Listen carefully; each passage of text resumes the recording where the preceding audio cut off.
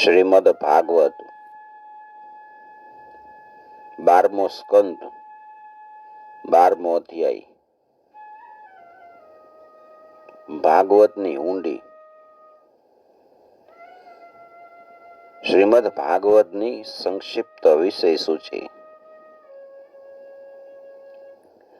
સૂત ઉવાચ નમો ધર્માય મહતે નમઃ કૃષ્ણાય વેધસે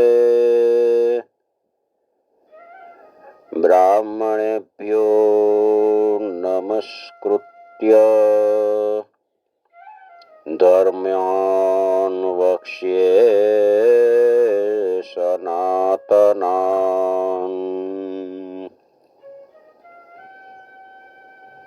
એતદ્વઃ કથિतं વિપ્રા વિષ્ણોશ્ચરિતમદ્ભુતम्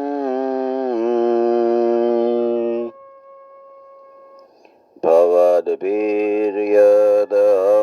પૃષ્ટો નરાણાં પુરુષોચિતम्.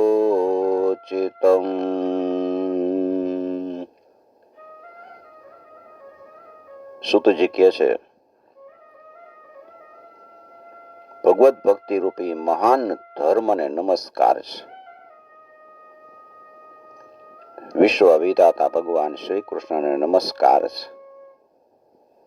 હવે હું બ્રાહ્મણોને નમસ્કાર કરીને શ્રીમદ ભાગવતમાં વર્ણવેલા સનાતન ધર્મનું સંક્ષિપ્ત વિવરણ કહું છું. શૌનકાદિક ઋષિઓ, તમે લોકોએ જે મને પ્રશ્ન પૂછ્યો તો એ પ્રમાણે મેં ભગવાન વિષ્ણુનું આ અદ્ભુત ચરિત્ર સંભળાવ્યું, જે મનુષ્યએ સાંભળવા જેવું છે. આ શ્રીમદ ભાગવત પુરાણની અંદર સર્વ પાપહારી સ્વયં ભગવાન શ્રી હરિનું જ સંકીર્તન થયું છે અને બધાના હૃદયમાં બિરાજેલા છે. બધાની ઇન્દ્રિયોના સ્વામી અને પ્રેમી ભક્તોના જીવન ધન છે. આ શ્રીમદ ભાગવત પુરાણમાં પરમ રહસ્યમય અત્યંત ગોપનીય બ્રહ્મ તત્વનું વર્ણન થયું છે. એ બ્રહ્મમાં જ આ જગતની ઉત્પત્તિ, સ્થિતિ અને પ્રલયની પ્રતીતિ થાય છે. આ પુરાણમાં એ જ પરમ તત્વનું અનુભવાત્મક જ્ઞાન અને એની પ્રાપ્તિ માટેના સાધનોનો સ્પષ્ટ નિર્દેશ છે. શૌનકજી, આ મહાપુરાણના પ્રથમ સ્કંધમાં ભક્તિ યોગનું સારી રીતે નિરૂપણ કરવામાં આવ્યું છે અને ભક્તિ યોગથી ઉત્પન્ન થનારી અને તેને દ્રઢ કરનાર વૈરાગ્યનું પણ વર્ણન કરવામાં આવ્યું છે. પરીક્ષિતની કથા, નારદ વ્યાસનો સંવાદ અને નારદ ચરિત્ર કીધેલું છે. પરીક્ષિત રાજાને બ્રાહ્મણનો શ્રાપ મળ્યા પછી એ કઈ રીતે ગંગા કિનારે અનશન વ્રત લઈને બેઠા અને બ્રહ્મર્ષિ વર્ય શ્રી સુખદેવજી સાથે એનો કઈ રીતે સંવાદ શરૂ થયો એ પેલા સ્કંદમાં છે. યોગ ધારણા દ્વારા શરીર ત્યાગની વિધિ, બ્રહ્માજી અને નારદજીનો સંવાદ, અવતારોની સંક્ષિપ્ત ચર્ચા તથા મહત્તત્વ આદિ ક્રમથી પ્રાકૃતિક સૃષ્ટિની ઉત્પત્તિ વગેરેનું વર્ણન બીજા સ્કંદમાં છે. ત્રીજા સ્કંદમાં વિદુરજી અને ઉદ્ધવજીનો સંવાદ, પછી વિદુરજી અને મૈત્રેયજીનો સમાગમ અને સંવાદનો પ્રસંગ, ત્યાર પછી પુરાણ સંહિતાના વિષયમાં પ્રશ્ન પૂછાયો છે. પછી પ્રલય કાળમાં પરમાત્મા કઈ રીતે બિરાજે છે એનું નિરૂપણ, ગુણોના ક્ષોભથી પ્રાકૃતિક સૃષ્ટિ અને મહત્તત્વ વગેરે 7 પ્રકારની પ્રકૃતિ અને વિકૃતિઓ દ્વારા કાર્ય સૃષ્ટિનું વર્ણન. પછી બ્રહ્માંડની ઉત્પત્તિ અને એમાં વિરાટ પુરુષની સ્થિતિનું સ્વરૂપ સમજાવ્યું છે. પછી સ્થૂળ અને સૂક્ષ્મ કાળનું સ્વરૂપ, બ્રહ્માજીનો પ્રાદુર્ભાવ, રસાતળમાં ડૂબેલી પૃથ્વી, એનો ઉદ્ધાર, હિરણ્યાક્ષનો વધ, દેવો, પશુ, પક્ષી અને મનુષ્યની સૃષ્ટિ અને રુદ્રની ઉત્પત્તિનો પ્રસંગ છે. પછી બ્રહ્માજીના શરીરમાંથી સ્વયંભૂ મનુ અને સ્ત્રીઓની આદ્ય પ્રકૃતિ એવી શત્રુપા, અર્ધ નારી નર એની ઉત્પત્તિનું વર્ણન છે.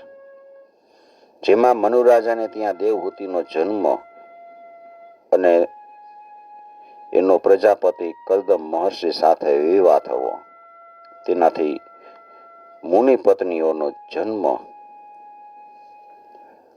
મહાત્મા ભગવાન કપિલનો અવતાર અને પછી કપિલ દેવ તથા તેમના માતા દેવહૂતિનો પ્રસંગ. કપિલ દેવે પોતાની માતા દેવહૂતિને સાંખ્ય યોગનું જ્ઞાન આપ્યું. ચોથા સ્કંદમાં મરીચી વગેરે 9 પ્રજાપતિઓની ઉત્પત્તિ, દક્ષના યજ્ઞોનો વિધ્વંસ, રાજર્ષિ ધ્રુવનું ચરિત્ર, પૃથુનું ચરિત્ર તથા પ્રાચીન બર્હિષ તથા નારદજીના સંવાદનું વર્ણન.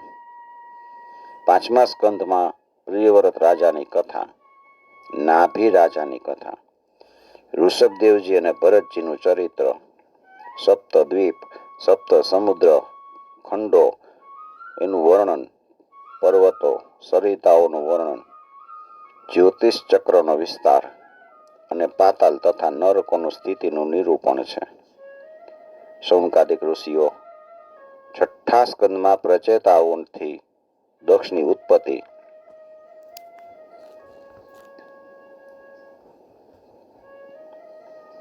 દક્ષની પુત્રીઓની પ્રજા, દેવતાઓ, અસુરો, મનુષ્યો, પશુઓ, પર્વતો અને પક્ષીઓના જન્મ, કર્મ, વૃત્રાસુરની ઉત્પત્તિ અને એનો ઉદ્ધાર. આ સ્કંધમાં મુખ્યતઃ દૈત્યરાજ હિરણ્યકશિપુ અને હિરણ્યાક્ષ નો જન્મ, કર્મ તથા દૈત્યોમાં સર્વશ્રેષ્ઠ મહાત્મા પ્રહલાદજીના ઉત્તમ ચરિત્રનું નિરૂપણ કર્યું છે.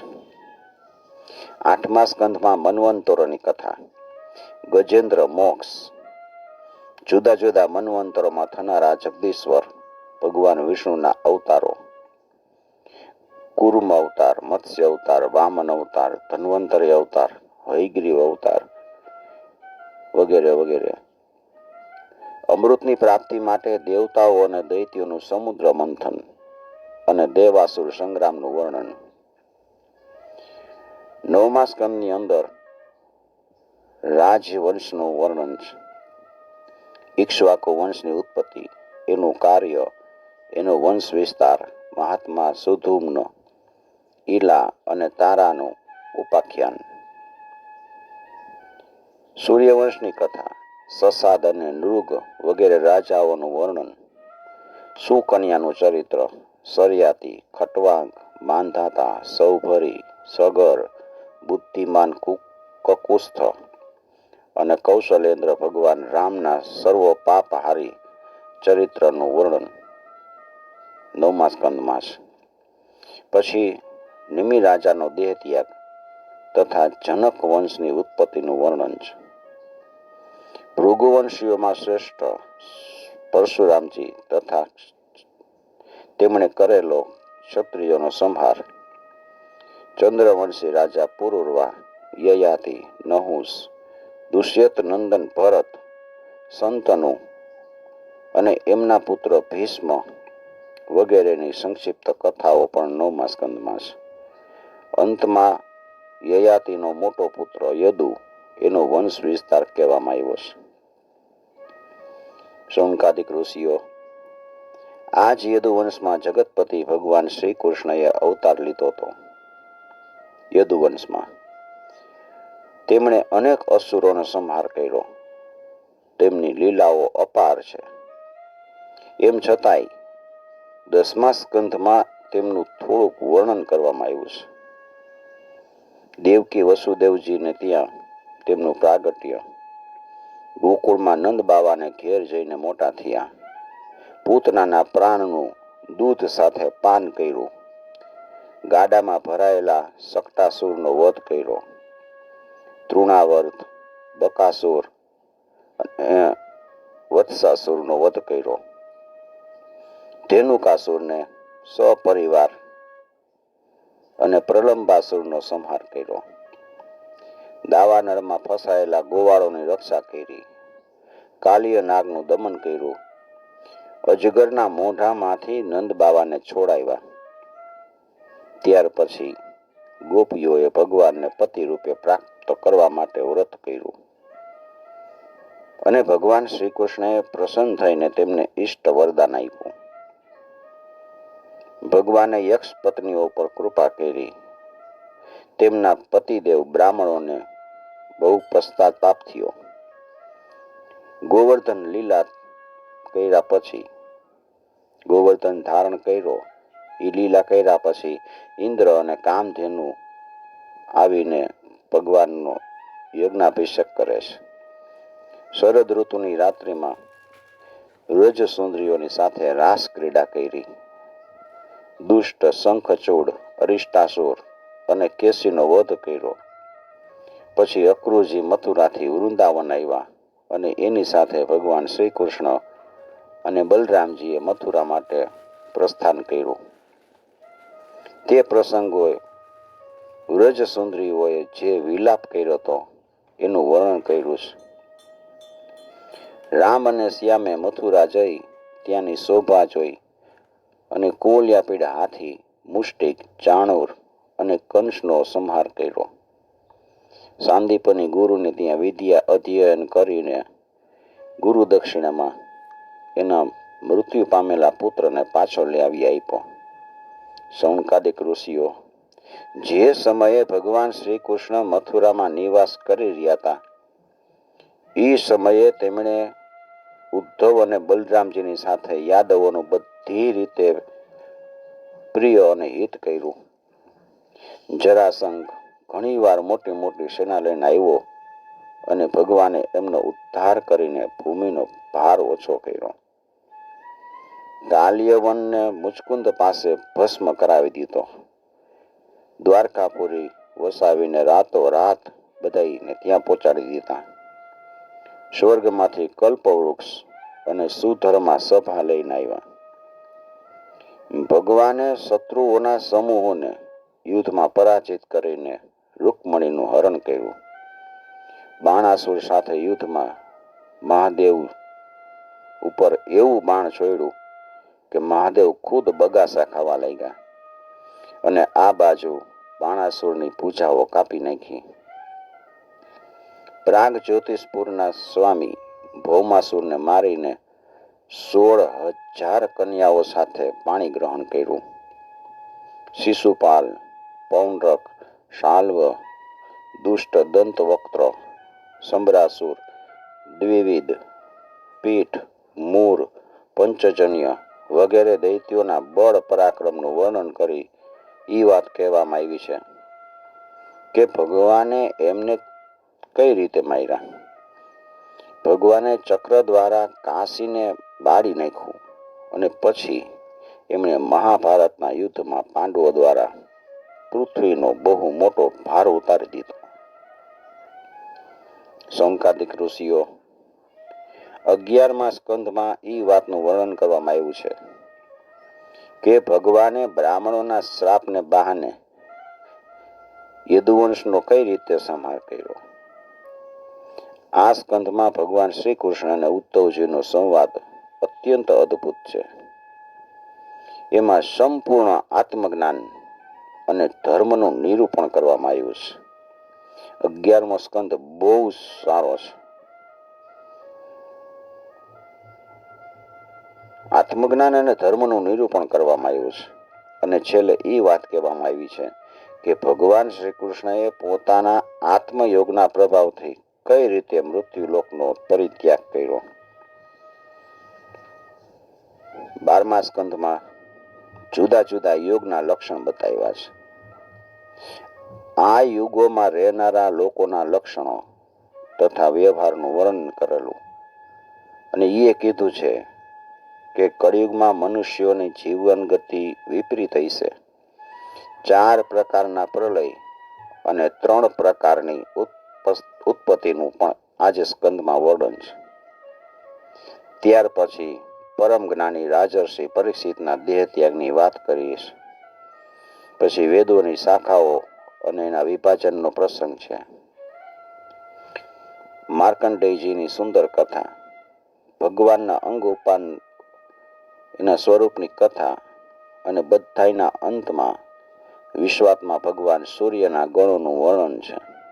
સનકાદિક ઋષિઓ, તમે લોકોએ આ સત્સંગ દરમિયાન મને જે પ્રશ્ન પૂછ્યા હતા એ બધાય પ્રશ્નના ઉત્તરો મેં આપી દીધા છે.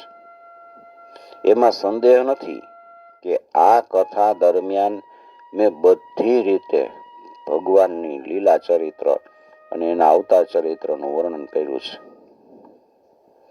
જે મનુષ્ય પડતા, આખડતા કે અથડાતા, લપસતા, દુઃખ ભોગવતા અથવા છીંકતી વખતે વિવશતાથી પણ ઊંચા અવાજે હરયે નમઃ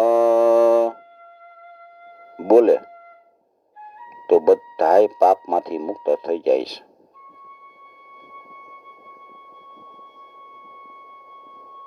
પતેતસ્ખલિતશ્ચાર્ત ક્ષુત્વા વિવશો બ્રુવन् હરયે નમઃ ઇત્યુચ્ચૈર્મુચ્યતે સર્વપાતકાत्.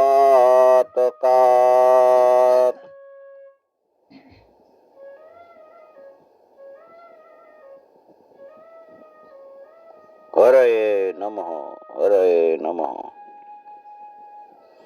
સંકીર્ત્યમાનો ભગવાનનંત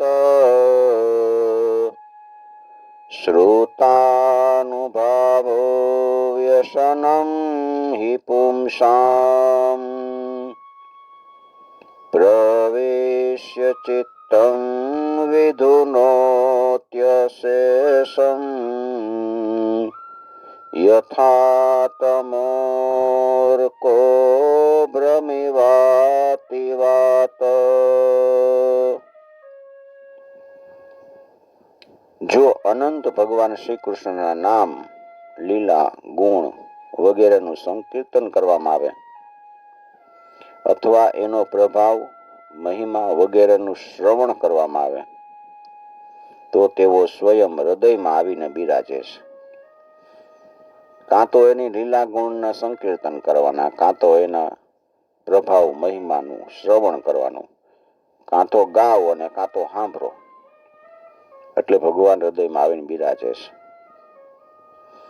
શ્રવણ અને કીર્તન કરનાર મનુષ્યના પાપ, દુઃખ બધા દૂર થઈ જાય છે. જેમ સૂર્ય છે એ અંધકારને મિટાવી દે, આંધી છે એ વાદળોને વિખેરી નાખે, એવી રીતે ભગવાનનું નામ, કીર્તન, શ્રવણ એ બધાય દુઃખને દૂર કરી દે છે. જે વાણી દ્વારા ઘટ ઘટ અવિનાશી ભગવાનના નામ, લીલા, ગુણ વગેરેનો ઉચ્ચાર નથી થતું, એ વાણી નથી, બકવાદ છે. ભલે ભાવપૂર્ણ હોય એ વાણી, છતાંય વાણી નિરર્થક છે. ભગવાનનું નામનું ઉચ્ચારણ થવું જોઈએ. બકવાદ તો કેટલોય કર્યો, રામ બોલ્યા નહીં. રામ નામ વગરની વાણી બકવાદ છે, નિરર્થક છે, સારહીન છે, સુંદર હોવા છતાંય અસુંદર છે. અને ઉત્તમોત્તમ વિષયોની છાવટ કરી હોવા છતાંય એ અસત કથા છે. જે વાણી અને વચન ભગવાનના ગુણોથી પરિપૂર્ણ રહે છે, એ જ વાણી પરમ પાવન છે, એ જ મંગલમય છે, તે જ પરમ સત્ય છે. જે વચનો દ્વારા ભગવાનનું પરમ પવિત્ર યશોગાન થાય છે, એ જ પરમ સુંદર, રુચિકર અને પ્રતિ ક્ષણ નવા નવા લાગે છે. તેનાથી અનંતકાળ સુધી મનને પરમાનંદની અનુભૂતિ થતી રહે છે. મનુષ્યનો શોક સમુદ્ર એ વચનોના પ્રભાવથી હંમેશને માટે સુકાઈ જાય છે. જે વાણીથી ભલે તે રસ, ભાવ, અલંકાર વગેરેથી મુક્ત કેમ ન હોય, જગતને પવિત્ર કરનાર ભગવાનનો યશ ગવાતો નથી. એ તો કાગડાઓ માટે નાખવામાં આવતા ઉચ્છિષ્ટ સ્થાન જેવી અત્યંત અપવિત્ર છે. માન સરોવરમાં રહેતા હંસ અથવા બ્રહ્મધામમાં વિહાર કરતા ભગવત ચરણારવિંદના આશ્રિત પરમહંસ ભક્તો એનું ક્યારેય સેવન કરતા નથી. નિર્મળ હૃદય વાળા સાધુજનો તો ત્યાં જ નિવાસ કરે છે, જ્યાં ભગવાન નિવાસ કરતા હોય. એનાથી વિપરીત, જેમાં સુંદર રચના પણ નથી અને જે વ્યાકરણ વગેરેની દૃષ્ટિએ અશુદ્ધ શબ્દોથી યુક્ત પણ છે, પણ જેના પ્રત્યેક શ્લોક ભગવાનનો સુયશ ગવાતા નામથી યુક્ત છે,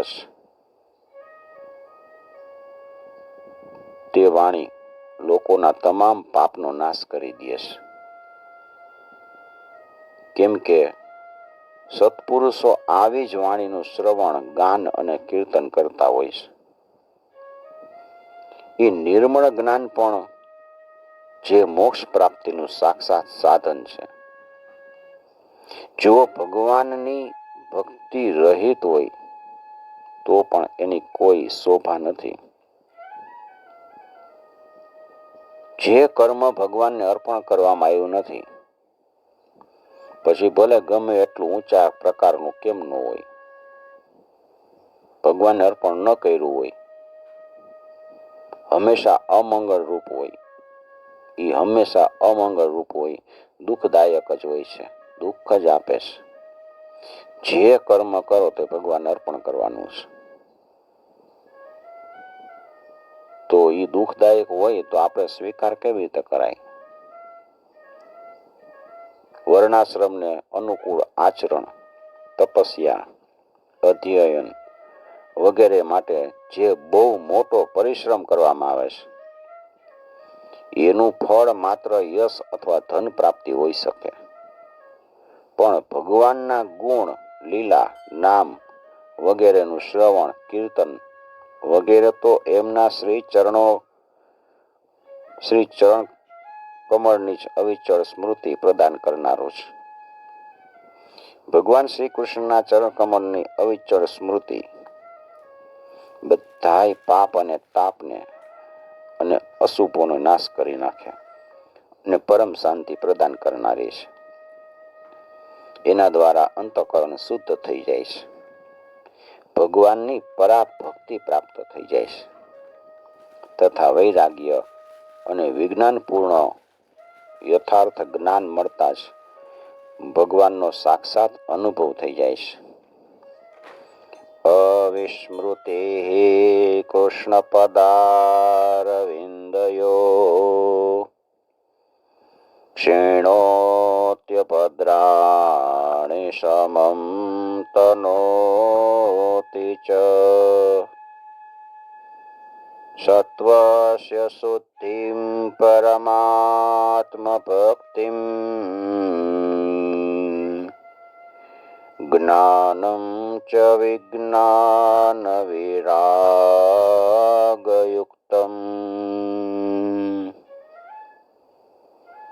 શૌનકાદિક ઋષિઓ, તમે બહુ ભાગ્યશાળી છો, ધન્ય છો.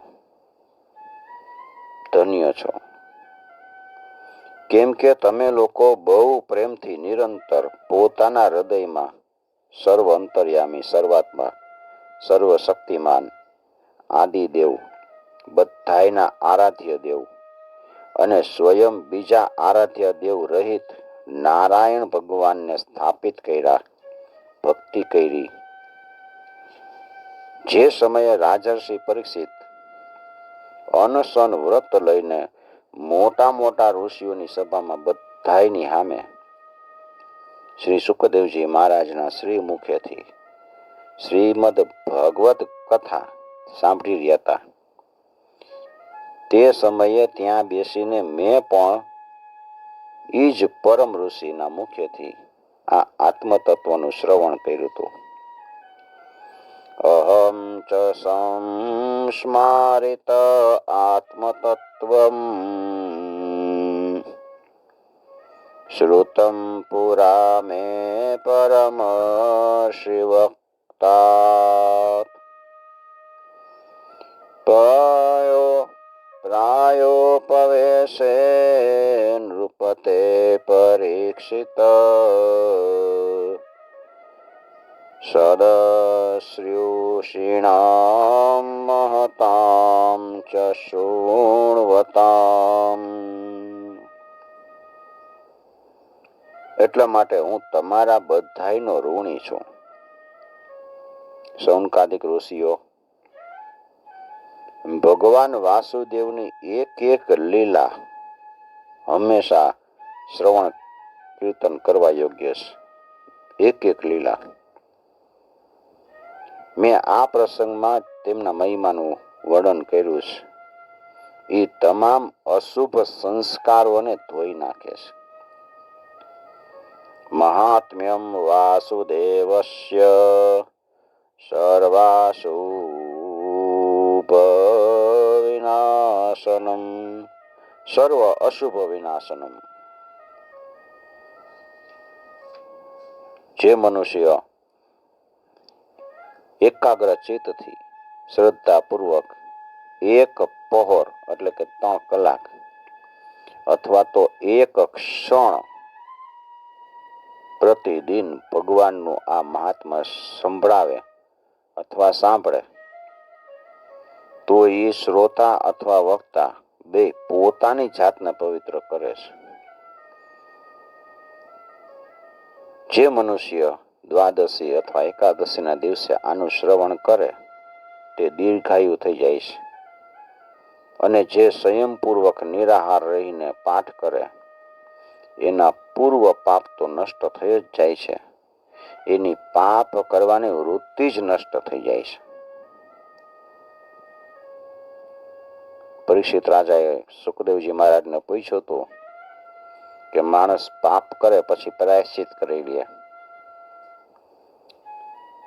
6ઠા સ્કંદમાં જામીનનું આવે ને પ્રકરણ ત્યારે તેના પાપ જ નષ્ટ થઈ જાય એના માટે શું કરવું?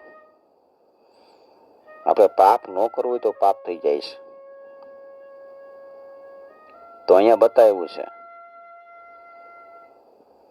સંયમપૂર્વક નિરાહાર રહીને આનો પાઠ કરવાનો છે. ભાગવતનો દ્વાદશ્યામેકાદશ્યામ વાશુણવનાયુષ્યવાન ભવેત પઠત્યનશ્નન પ્રયત સ્તતો ભવત્યપાતકી. પાપ વયા જાય. પાપ કરવાની ઈચ્છા જ ન થાય. પાપ કરવાની પ્રવૃત્તિ જ નષ્ટ થઈ જાય છે. જે મનુષ્ય ઇન્દ્રિય અને અંતઃકરણને પોતાને વશ કરી ઉપવાસપૂર્વક પુષ્કર, મથુરા અથવા દ્વારકામાં આ પુરાણ સંહિતાનો પાઠ કરે છે એ તમામ ભયથી મુક્ત થઈ જાય છે.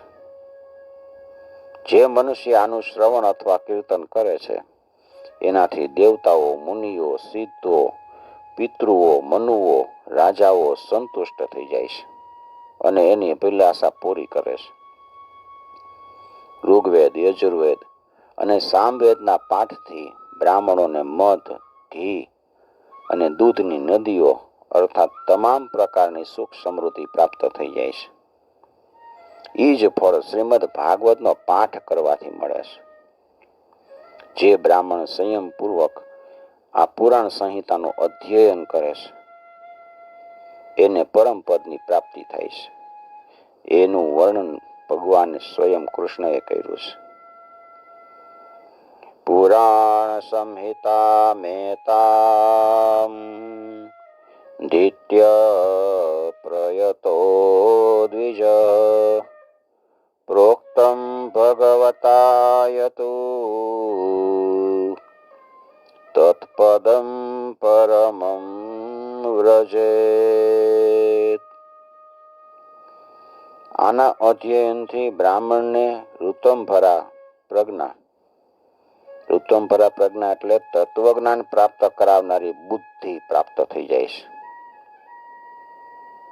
અને ક્ષત્રિયને સમુદ્ર સુધી ભૂમંડળનું રાજ્ય પ્રાપ્ત થાય છે. વૈશ્ય હોય એને કુબેરનું પદ પ્રાપ્ત થાય છે. અને શૂદ્ર બધાય પાપથી મુક્ત થઈ જાય છે. ભગવાન બધાય ઈશ્વરના ઈશ્વર છે અને કલિયુગના મળ સમૂહનો નાશ કરવા વાળા છે. કલિમલ સંહતિ કાલનો અખિલેશો. અખિલેશ બધાયના ઈશ્વર, કલિમલ સંહતિ કળિયુગના મળનો નાશ કરનાર. આમ તો એનું વર્ણન કરવા માટે ઘણાય પુરાણ છે, પણ એ બધાયમાં સર્વત્ર નિરંતર ભગવાનનું વર્ણન કરવામાં આવતું નથી, એવું જોવા નથી મળ્યું. હરિરે તરત્ર ન ગીયતે અપેક્ષણમ. પણ એ બધાયમાં સર્વત્ર નિરંતર ભગવાનનું વર્ણન નથી કર્યું. શ્રીમદ ભાગવત પુરાણની અંદર તો પ્રત્યેક કથા પ્રસંગમાં ડગલે ને પગલે સર્વ સ્વરૂપ ભગવાનનું જ વર્ણન કરવામાં આવ્યું છે. ઇહ તુ પુનર્ભગવાન શેષમૂર્તિ પરિપઠિતો નુપદમ કથા પ્રસંગે. તેઓ જન્મ મૃત્યુ વગેરે વિકારથી રહિત છે. દેશ કાળ વસ્તુ વગેરે સીમાથી પર છે તથા સ્વયં આત્મતત્વ જ છે. જગતની ઉત્પત્તિ સ્થિતિ પ્રલય કરવા વાળી શક્તિઓ એ પણ એમના સ્વરૂપથી ભિન્ન નથી. બ્રહ્મા, શંકર, ઇન્દ્ર વગેરે લોકપાલો એની સ્તુતિ કઈ રીતે કરવી એ લેશ માત્ર જાણતા નથી. એ જ અખંડ સચ્ચિદાનંદ સ્વરૂપ પરમાત્માને હું નમસ્કાર કરું છું. તમહમ જમનંતમાત્મ તત્વમ જગદુદય સ્થિતિ સંયમાત્મશક્તિમ દ્યુપતિભિરજસ કૃશંકરાધે દૂરવસિતસ્તવમ અચ્યુતમ નતોસ્મિ. જેમણે પોતાના સ્વરૂપમાં જ પ્રકૃતિ, પુરુષ, મહત્તત્વ, અહંકાર અને 5 તન્માત્રા રૂપ 9 શક્તિઓનો સંકલ્પ કરીને આ સ્થાવર જંગમ જગત છે એની રચના કરી છે અને જે અખિલ બ્રહ્માંડના અધિષ્ઠાન રૂપે રહેલા છે એ ભગવાનનું પરમ પદ કેવળ અનુભવથી કમાય છે. ભગવાનનો અનુભવ થાય તથા દેવાથી દેવો એ ભગવાનને પોતાના આરાધ્ય શ્રેષ્ઠ દેવ માને છે. એ સનાતન પરમાત્માને હું નમસ્કાર કરું છું. ઉપચેત નવ શક્તિભિઃ સ્વ આત્મ ન્યુપર ચિત્ત સ્થિર જંગમાલયાય ભગવત ઉપલબ્ધિ માત્ર ધામને શૂર ઋષભાય નમઃ સનાતનાય. શ્રી સુખદેવજી મહારાજ પોતાના આત્માનંદમાં જ મગ્ન હતા.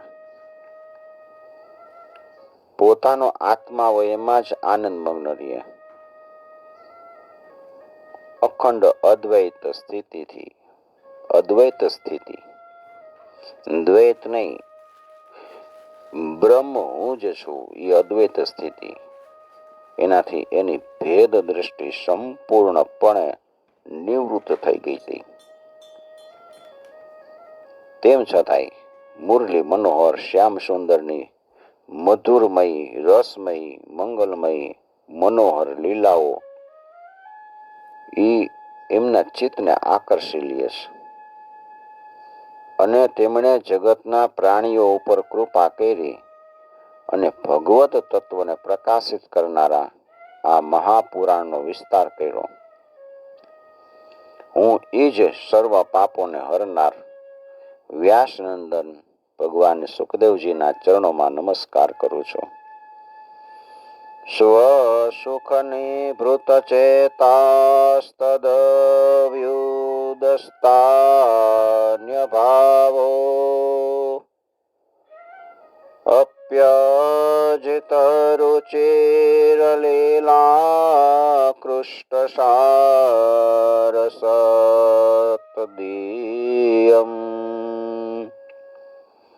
વ્યતનુત કૃપયા યસ્તત્વદીપમ પુરાણમ તમખિલ વૃજેનગ્નમ વ્યાસસૂનુનતોસ્મિ. ઇતિ શ્રીમદ્ભાગવતે મહાપુરાણે પારમહંસ્યામ સંહિતાયામ દ્વાદશ સ્કંધે સ્કંધાર્થ નિરૂપણમ નામ દ્વાદશો અધ્યાય. શ્રી કૃષ્ણાર્પણમ સમર્પયામિ. ઓમ નમો